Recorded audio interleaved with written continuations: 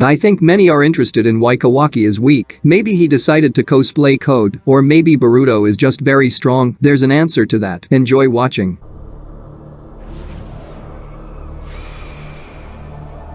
Kawaki is essentially a vessel for one of the strongest Otsutsuki. The Ishiki's karma carries the full power of someone who easily defeated Naruto and Sasuke. Yet the so-called 7th second son gets knocked away by a single strike. Why? Let's break it down. The character has a very interesting personality. He sees shinobi as relics of the past and doesn't want to train because of it. The only thing he wanted to learn was shadow clone technique, and, in principle, his attempts to learn techniques were only thanks to the 7th. If you recall, Kawaki isn't a shinobi. Chakra control, technique creation, those aren't for him. He's a cyborg. Jigen from childhood just strengthened him with training to be a good vessel. So, despite being 100% Otsutsuki, he didn't train. Yet, for some reason, he poorly uses his karma. The simplest explanation for this is Amado. Many know that the scientist wants to bring back his daughter through Kawaki's karma, and she would essentially be an Otsutsuki. The boy wants to destroy them all. He won't just easily bring someone back thanks to karma. Remember when the so-called son of Naruto lost Otsutsuki's power, he didn't want it back, but the scientist insisted he needed it, and, seeing the danger to Naruto, Kawaki unlocked the Otsutsuki gene's pathway, which saved the 7th. Amado did this without Kawaki's knowledge, but it could have seemed that way. However, do you really think the scientist will just beg Kawaki to resurrect his daughter now? No, of course not. We know how smart Amado is, and he has cards up his sleeve. First, a way to disable Kawaki as a cyborg, like he did with Delta. Apparently, this disabling is present in all the cyborgs he created. However, Amado hasn't used it yet, but we know Ada and Demon were sent for destruction. Do you think her younger brother would allow his sister to be harmed? But somehow they managed to stop them. I think you get what I'm getting at. Amado used a shutdown word that disabled them, and Boro dragged them sleeping into the capsule because he didn't want to harm Ida as he was in love with her. That was the only way to stop Demon. It confirms how cunning Amado is. The fact that he can disable any cyborg, even Code, indicates he has some plan since he's not doing it. But he always played the victim role, brought Ida to the village on purpose, set up the battle between Naruto and Sasuke against Jigen, manipulated Kawaki, all for his goals. And he knows well that when the so-called son of the Hokage regained his karma, he got the power he desired. So there's no more business between the boy and the scientist. But Amado plans several steps ahead, and he needs to show Kawaki that he needs a new power, which the scientist can give him if the boy returns his daughter, Akiba. The reason for Kawaki's weakness might only be that, at the moment, he can't use the full power of all of Ishiki's genes, only a small part. And this can be for two reasons. First, Amado set a limit that blocks the power, and second, he just opened a small window to use this power, not the whole door. And for these 3 years, the scientist thought Kawaki was Naruto's son and couldn't offer him full power. And now, in the chapter, he's monitoring Kawaki and sees how weak he is. So, in the future, he'll offer him all of Ishiki's power in exchange for bringing back Akiba. That was the scientist's plan. Since Kawaki would only agree to such a thing in exchange for new power to protect the 7th. If that's the case, then everything happening in the Boruto anime, every problem appearing in Konoha, is all part of the scientist's grand plan. There's a high likelihood that even the book Juro uses was created by Amado as an instruction manual, and Juro's appearance itself is the power of Isshiki and Jigen, which the 10 tails obtained through Code's karma. Since Amado most likely assumed that Code would split the 10 tails, he implanted Jigen's genes into him through this karma. So, in my opinion, the main villain will be Amado himself. Kawaki's weakness is just a way for the scientist to manipulate the naive boy into fulfilling his demands. What we saw in the first episode, the meeting between Boruto and Kawaki, seems to confirm this, because in that battle, Kawaki was already stronger and even used the same fighting style as Jigen when using karma, meaning he used a staff. Kawaki will do anything to become stronger. He might even return Amado's daughter, who could turn out to be an enemy for everyone. The destruction of Konoha could also be the work of Amado and Akiba, but that's a stretch. Put simply, Boruto is strong and humiliates Kawaki because he's a shinobi and trains like one. His reactions are at a high-level Jonin standard. His speed, allowing him to react quickly thanks to the Flying Thunder God technique, is strong enough to dodge Kawaki's attacks, who only uses a small part of Otsutsuki's power. This shows us that Kawaki doesn't use all of karma's power, and Amado will give him that power after he returns his daughter. That's why Kawaki is cosplaying Code right now. Many also ask about the second time skip, since, in the first episode, we saw a completely different clothing design. There's logic to this. A time jump will allow Himawari to become stronger, but not Boruto and Kawaki. Kawaki won't train as a shinobi because he believes the shinobi era is over. He needs power here and now, and he wields it. It's just dormant for now. And Amado sees this perfectly and understands that Kawaki is indeed the vessel of Isshiki who can bring back Akiba. As for the different clothing, everything can be much simpler, as it was with Obito. If we remember, he initially had a completely different mask and clothing. Then, when he gained new power, he changed his attire. The same might happen with Kawaki. I'm curious about your opinion on this. Looking forward to your comments. Good luck to everyone.